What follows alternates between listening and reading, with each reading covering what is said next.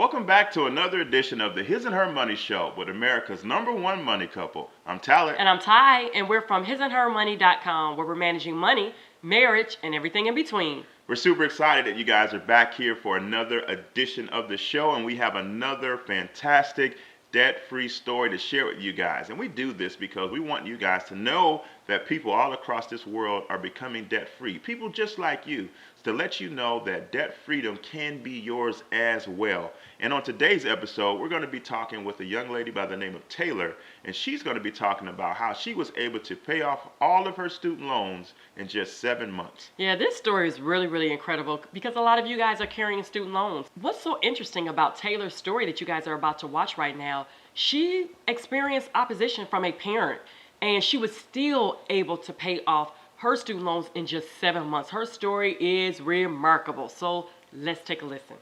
Hey, Taylor, welcome to the His and Her Money Show. Hello, Taylor. Hi. We're so glad to have you on our show today. You have an incredible story of paying off debt, and we know our audience is going to love to hear your journey from start to finish so that they can be inspired and be able to know that becoming debt-free can be a reality for them as well. But before we get into your story, can you take a moment and introduce yourself to our audience and let them know what you're all about? Yeah, so I'm Taylor, and I currently live in San Diego, California. So sunny California, lots of beaches, lots of expenses.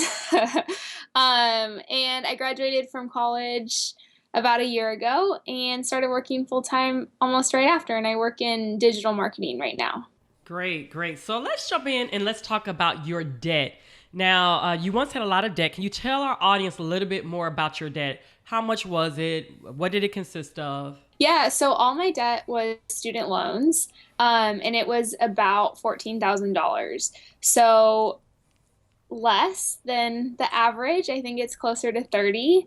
But it felt like a lot. It was more than I had ever made in a year at that point. And yeah, all student loans. My last 2 years, I supported myself through college. I paid for everything and was working 3 part-time jobs, and just, it was a little bit crazy. But even doing that, I couldn't pay for my tuition and support myself. So I had to take out some loans to cover my tuition.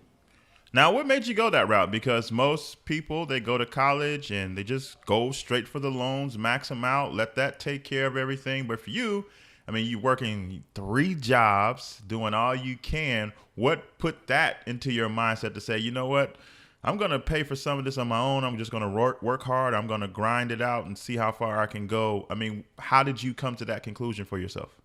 I think a lot of it was fear, which maybe is not the best motivator, but my dad, my father, actually, he cut me off halfway through, and it was really unexpected. So it was really scary to kind of be midway through college and to no longer be supported, and to have it just kind of thrown on me. So I think that fear of kind of being like, I don't want to ever feel this way again, like financially insecure, was a huge motivator to kind of work as hard as I could and take out as few loans as possible.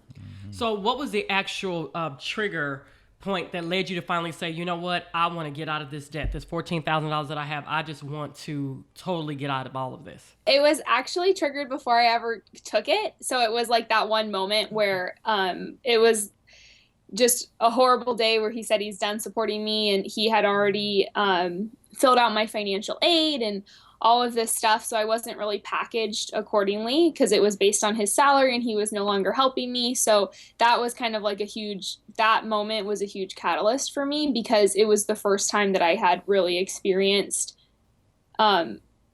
financial fear and not having enough money and not knowing whether or not I could actually survive and support myself. Now, you know, I think your story shows a great example of how so many students or so many kids go to school and they're depending upon their parents, and anything can happen at any given moment. In your situation, halfway through, you were kind of like blindsided, like, I won't be doing this anymore. You have to try to figure it out. What would be your advice that you can give students entering into college now who, for the most part, are kind of just like, you know what, my parents had this, I'm going to be fine? Yeah, don't think that way.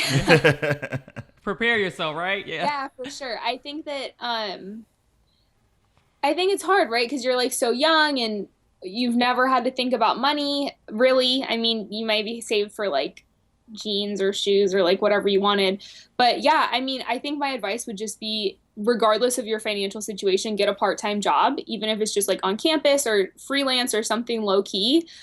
Get a part-time job and just save that money. And like, hopefully nothing bad. Like, I don't wish this upon anybody. And if you have a bunch of money saved, then like treat yourself to a vacation when you travel, or buy something that you want afterwards. Like, it's never hurts to save money. And then Yes. if something does happen, you can take care of yourself. Yes. Some parents have the misnomer that they don't want their college age kids to be working while they're in college. They just want them to focus on the books. They figure if they get a job, they'll be distracted and they won't do as well. As somebody who not just had one part-time job, you had like 3, and you were going to college. Is that true? Or how were you able to maximize and strategize and organize to be able to juggle all that? Yeah, I actually really, really disagree with that kind of philosophy, and I've heard it before, and like a lot of my friends' parents felt that way. I think it makes you a better person and it makes you a stronger worker. And the truth is that depending on what school you go to, um, you have time.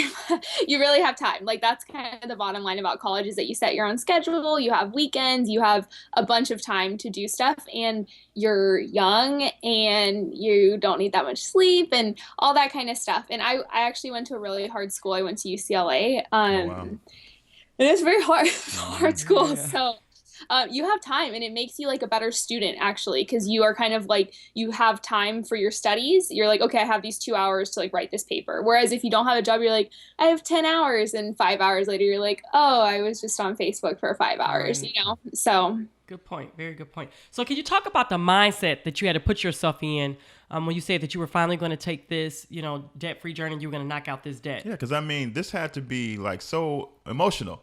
You just get blindsided and, like you said in your own words, cut off.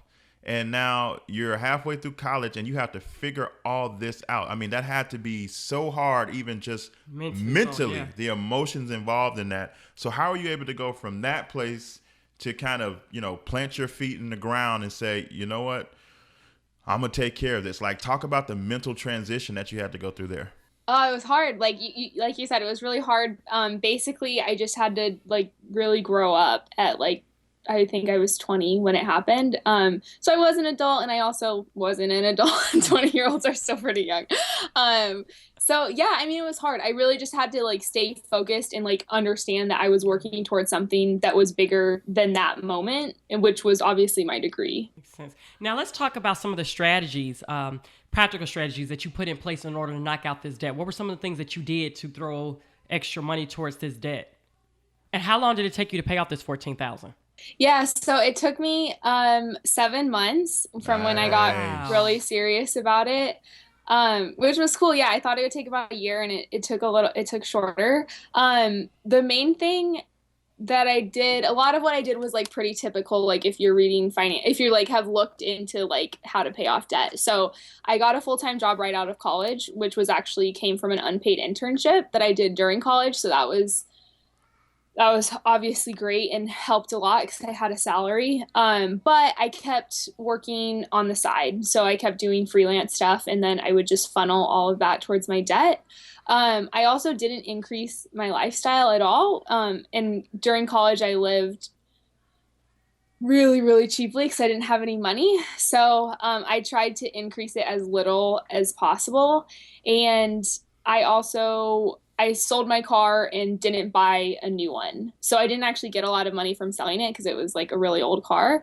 But I didn't buy a new one. So I started saving on insurance and gas and car payments and everything else. So that was kind of a big thing too. But other than that, I just didn't spend money. I just tried my best to not spend any money and just really, really stay focused. Now, for these 7 months, you were grinding, going at it, and I'm sure that it wasn't all a bed of roses. And I'm wondering if there were any obstacles that popped up during this 7 month period where you were just grinding and trying to get out of debt that you had to overcome. Nothing nothing really happened as far as like unexpected. I think the biggest unexpected expense was that one of my best friends got married and I was in her wedding party. So that was shockingly Yeah, expensive very much because so. it was my first time being in a wedding party and I was like, wow, this is like a lot of money Yeah. that I hadn't budgeted for. So that definitely kind of like threw off my kind of monthly kind of grind or plan.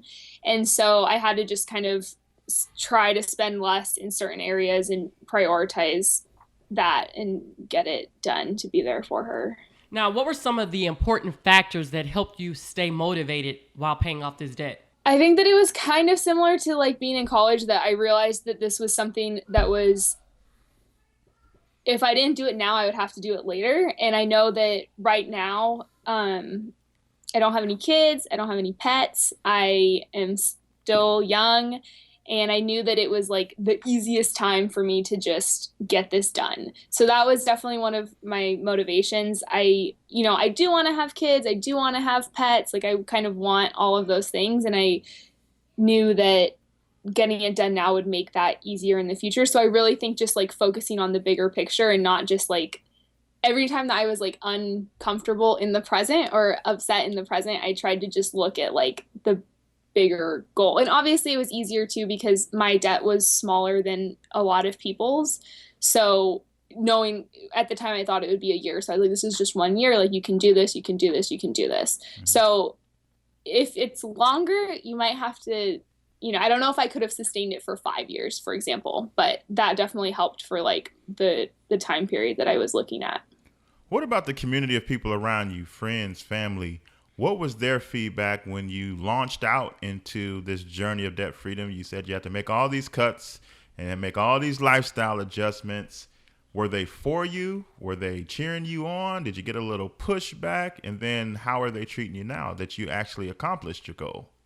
Yeah, that's actually interesting. So everybody that's close with me obviously knew what I had been through, like all of this kind of like, very hard like few years in college and stuff like that. So I think they were encouraging. I definitely got like made fun of a little bit, like, like in good spirits, but that I like don't ever spend money and that I'm like, so lame and I just like, what which is, it's a little bit true. I wasn't really spending money and I wasn't like the funnest person in the world because I Right. didn't want to go do anything. But I mean, those are like the people I'm closest with. So I know that they just, they gotta keep me honest Right. if I'm being boring. But yeah, so overall, everyone that I was really close with was really supportive. When people that I work with found out that I had paid off all of this debt, they were like, that's not possible. Like, how did you do that? And I was like, well, especially because a lot of them know like my salary range and it's not a place where you can throw $2,000 comfortably. That's like almost my whole salary. So I think they were like really surprised. Wow. Love that. Love that. So talk us through the moment when you paid off your last student loan payment. Paint the picture for us. It was great. My partner and we were in Northern California visiting one of my best friends, and it was awesome. I like woke up and I did the payment, and then we went to wineries all day. So it was a really fun day. Awesome. Now, how does life feel debt free versus reverse back to that moment where you just got hit, life just hit you and like you got to figure it out? Compare and contrast how life is now compared to back then. Oh, it feels good. Like it feels so good. Like it feels so much different and it feels so good. Like it's like almost like you can't even like compare them. Like I felt so just powerless and scared and fearful. And now I feel really a lot more control over my decisions. I'm planning on going back to school to get my credential to become a high school teacher.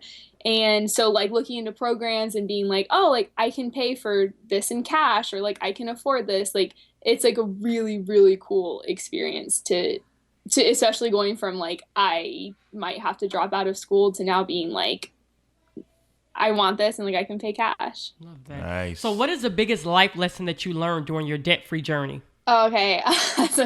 That's a big question. Let's see. I think that it was that I think you just got to do it. Like if you want to do something and it's going to be hard, but if you wait, it's just going to be harder. Um, so just do it. Like just get it done and just think of your future self, and your future self is going to be so happy and so thankful. For sure, for sure. What are some book recommendations for somebody listening right now who's trying to figure out how to get their financial situation in order? What would you tell them to read? Yeah, so one of my favorite books is actually it's called The Prosperous Heart by Julia Cameron, and it's like this 12-week program that you like go through in the book, and it's like a lot of like journaling and kind of working through a lot of the emotional stuff with money. And so I think for me and just like everything that I've been through, it was really what I needed. It's like about going into, leaving like a scarcity mindset and going into like abundance and like all of that kind of the emotional side of money. So yeah, it was like really impactful for me to read. Right. So encourage someone listening right now who may be in the process of paying off debt, but they're getting a little discouraged because they're like, oh, it just feels so far away. And am I really making any progress? Encourage somebody right now. You can do it. Don't stop. You're going to get it done, and it's going to feel so good. Like the best feeling in the world. So just keep going. And if you need a little treat, like go buy a candy bar, go like do something small and fun, and like just encourage yourself, and like you've got it. Awesome. Tell our audience more about your site, thefreedomfrommoney.com, and about how they can stay connected to you. Yeah, so I started my blog, The Freedom from Money, when I got really serious about paying off my debt, and I just talked about it, and I love talking about money, and other people think it's really weird. So I was like, this is a way that I can talk about it and everyone won't make fun of me. So yeah, and now I talk more about, I guess I talk a lot about like the emotions of money. I would love to connect with your listeners if they're interested. Yeah, so they can come over there. And I'm on Twitter a lot, and my username's Tay Milam. Awesome. Taylor, we really appreciate you taking time out of your schedule to share your journey to debt freedom with our audience. You accomplished a great goal in paying off $14,000 in just 7 months. Congratulations to you, and thank you for taking time to come on the show today. Thanks so much. Thank you, guys. It was great. Wow, what an incredible story. I mean, I love the fact that although she was up against a major obstacle that she didn't foresee, right? Like that would have crushed many people. That a lot of people would have went home, dropped out, gave up, but that made her more resolved. Yes. In her decisions with her finances. It made her buckle down. It was eye-opening in so many ways, to include the fact that she's like, whoa, I don't like the way this debt feels. Yes, as soon as I graduate, I'm doing whatever it takes. There's that phrase again. Whatever it takes to become debt-free. And because she was so determined, because she decided not to give up, even though the obstacles were stacked against her, she's now debt-free. That's right. And you know what I love about, all these debt-free stories? That you're seeing people from all walks of life, different ages. I mean, she's young, and she could have said, you know what, I'll handle that later in my life. You know what, let me just live it up. But no, young people all over the world are making wise decisions and saying, you know what, having this debt does not feel great, and I want to get out of it. So if you guys are just like Taylor and you want to become debt-free, you definitely want to check out our website. We have a ton of resources over there at hisandhermoney.com. We also have a free book for you guys called 8 Essential Steps to Getting Out of Debt. You can grab your free copy. You can just hit the link on the screen or also check in the description box below. But the link to it is hisandhermoney.com/8 steps. That's hisandhermoney.com/8 steps. Well, guys, that's it for this week. It's been great. Until next time. Peace. Bye.